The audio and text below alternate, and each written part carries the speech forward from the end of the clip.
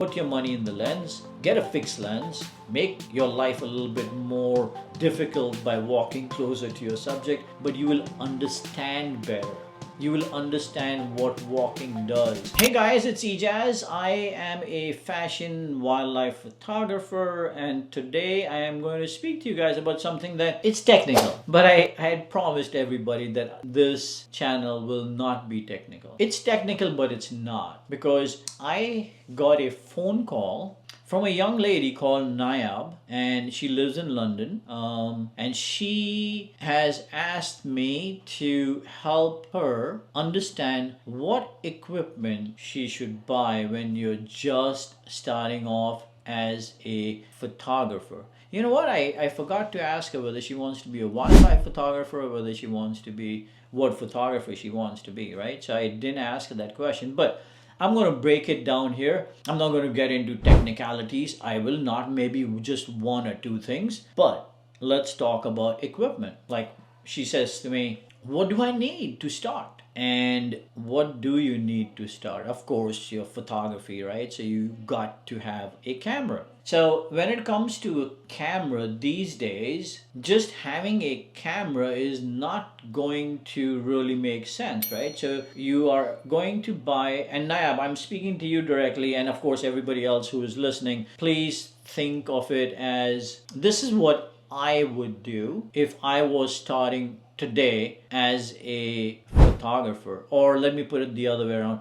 What would I do if my son came to me and said, hey dad, I want to be a photographer, what camera should I buy? So being the old mentality that I am, I'm going to say to you, don't put your money into a camera, a high-end camera. Look, these days technology is amazing, amazing, amazing. I don't use it. I don't use technology. Quite honestly speaking, I have to tell you guys, I don't use technology. I buy the best cameras, maybe human ego, I'm not sure what it is. I get a chance to get the best cameras because I have relations with the camera companies, so I get them. So I use the best of the best of the best. But I don't use them to their fullest, and I don't use them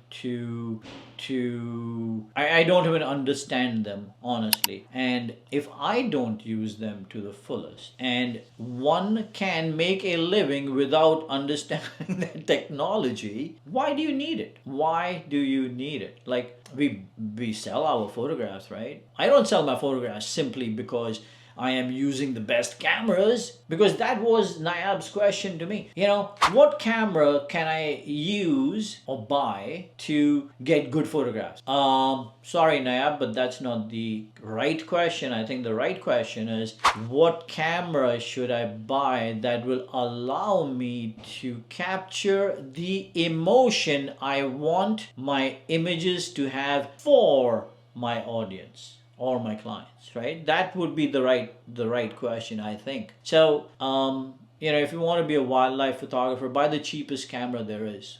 Make sure, there's only one thing you need to make sure about a camera for wildlife, that you do need a burst of images. What do I mean by burst of images? Like when I started off in the film, I used to get 1 frame per second. These days, I almost guarantee you the camera I'm using Sony these days. So these days my camera does 30 frames per second. That to me is, oh my god, because in the old days with the film camera, click, I got one shot, literally one shot of the entire movement. Maybe if I got lucky, I got 2, but 1 is the max. So if you can get a burst rate, when I say burst rate, I mean how many images can your camera capture per second. If you get a burst rate of 5, I think you should be happy, because you're not just going to spray and pray like everybody does. You are going to lock your focus in manually, or I should say lock your focus in, and then you're going to wait for the right spot. You're going to move, and go click, click. That's it. That's all you want. You're not going to go click, click, click, click, click, click, click, because that to me is not getting emotion. How do you know what you're getting? You just sprayed, right? You don't know what you're getting, so you might as well close your eyes and shoot.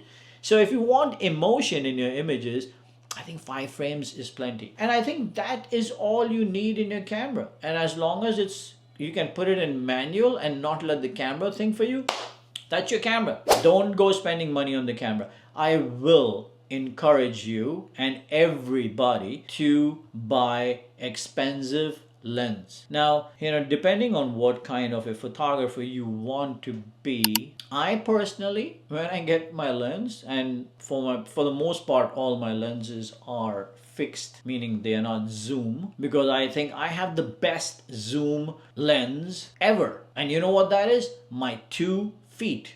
That's what it is. Because why can't I just walk closer to my subject, or why can't I walk away from my subject? That is a zoom lens, isn't it? So you are going to sacrifice walking over a zoom lens. I personally don't buy it. Again, like I say, I'm old school.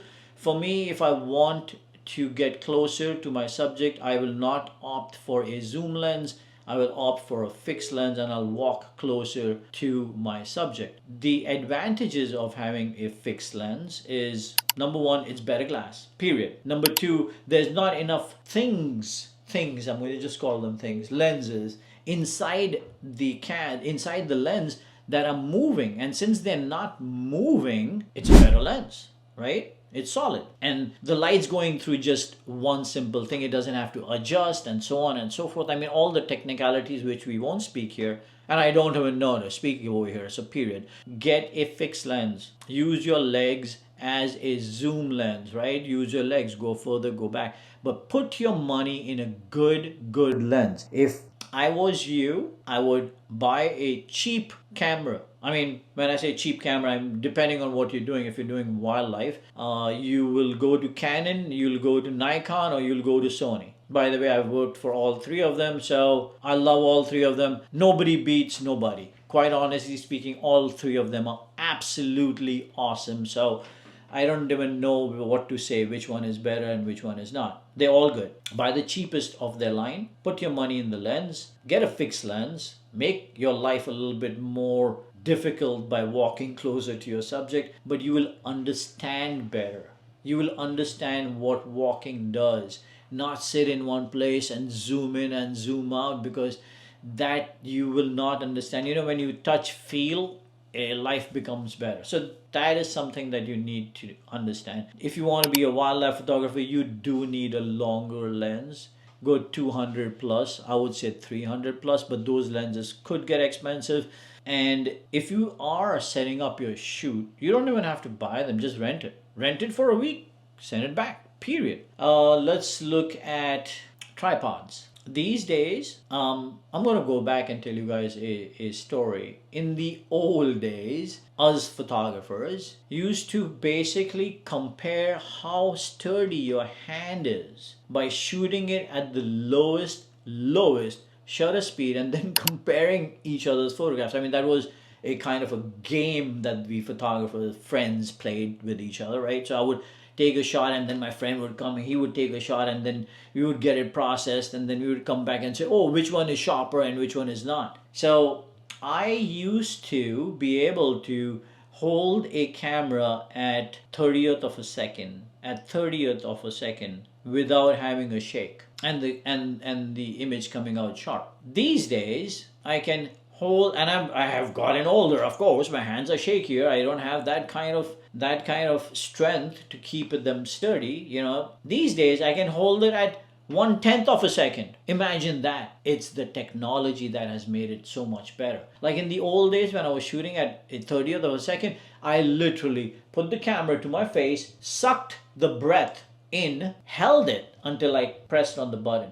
That is how we got sharp shots. These days, you don't do that. I don't even hear anyone speaking about hold your breath before you shoot, because you don't need to. The technology is absolutely amazing. If you do, you will get better and sharper images, even today, even with this technology, but you don't have to. So you need a camera, you need a good lens. Tripod is when we started speaking about my breath and whatnot. So depending on what you do, if you're going to do landscape, I am going to suggest get a tripod. But if you are going to do wildlife with a 300 lens, I am going to say to you, for the most part, you don't need anything. You can hold the 300 lens for some time and it still be good. A tripod is good. Don't misunderstand what I'm saying to you. Tripod is always good. A sturdy camera is always good.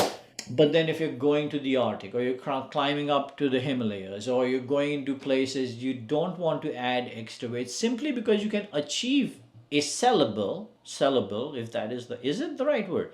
A sellable image without a tripod. So it's not a competition, and we're not pixel peeping here. We just want to sell images. Bottom line, we want to sell images that bring emotions to our clients and to us. So a tripod, I'm going to say a maybe, depending on where you're shooting and what you're shooting. So that's all you need. As far as I'm concerned, that's all I have. A camera, a lens, and a tripod. That's it. You don't need anything. For wildlife, I mean, we're not going to go into fashion shoots and the lighting and so on and so forth, but for your wildlife photography, camera, beautiful, amazing lens, and a tripod. And you don't even have to invest in a tripod if you don't want to. I don't think these days you need to.